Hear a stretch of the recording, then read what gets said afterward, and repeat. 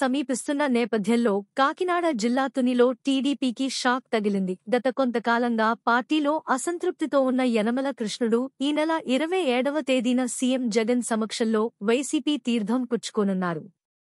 యనమల రామకృష్ణుడు తన కుమార్తె Yanamala దివ్యకు Tuni assembly seat ఇప్పించడంతో కృష్ణుడు టీడీపీకి రాజీనామా చేసి తన అనుచరులతో వైసీపీలో చేరుతున్నట్టు మీడియా సమావేశం ఏర్పాటు చేసి తెలిపారు. వైఎస్ఆర్ కాంగ్రెస్ పార్టీ గెలుపుకు అన్ని విధాలుగా కృషి చేస్తానని తెలిపారు. ఇప్పుడు కూడా 42 సంవత్సరాల సర్వీస్ చేసినప్పటికీ తాలూకా పదవులతోనే తృప్తి చెందాం తప్ప ఇప్పుడు జిల్లాలో ఉన్నటువంటి జిల్లా పరిషత్ కానీ, గ్రంథాలయం కానీ, సెంట్రల్ బ్యాంక్ కానీ ఇప్పుడు ఆశించలేదు. నియోజకవర్గంలో ప్రజలకు సేవ చేయడం పరమావధిగా భావిస్తూ పనిచేసాం. ఈ రోజున వేరే పార్టీలకు వెళ్ళడం బాధగా ఉన్నప్పటికీ ఇప్పుడున్నటువంటి మోసపూరితమైన రాజకీయాలకి మొదలగా తప్పలేదు.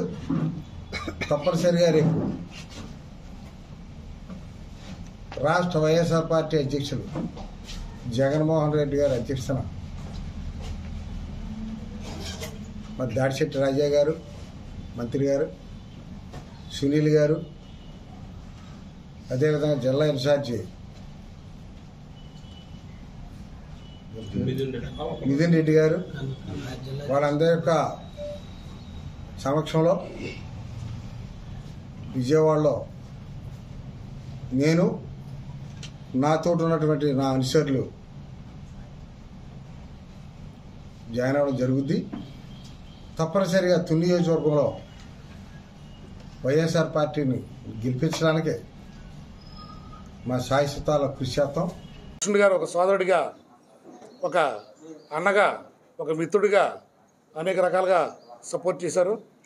అదేవిధంగా యనమల రామకృష్ణ గారిని కూడా తండ్రి సమానంగా మేము గౌరవించాం.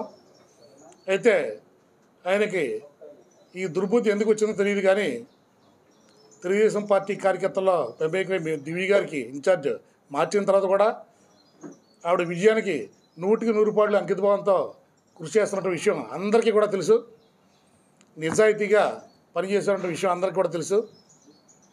అయితే ఈ సందర్భంగా యనమల రామకృష్ణ గారు ఒక నింద నా మీద వేశారైనా యనమల దివ్య గారు నాతో చెప్పి మీరు ఈ రోజు నుంచి తిరగొద్దు అలాగని చెప్పి సోరా గ్రామంలో చెప్పడం, ఆ సందర్భంగా నేను వెళ్ళిపోవడం, మరో కొంతమంది అక్కడ రమారమి శివరామ్ గారితో పాటు ఉన్నటువంటి 10 మంది, అదేవిధంగా వంగలపూడి బుజ్జి కానీ ఇంకా అక్కడ ఉన్నటువంటి రమారమి 100 మంది వరకు కూడా అక్కడ ఉండి ఈరోజు కార్యక్రమం ఈ రకంగా వేరే కారణం చేత ఆఫ్ చేస్తామని చెప్పి ఆ దివ్య గారిని కారు ఎక్కించేసి అందరూ కూడా రావడం జరిగింది.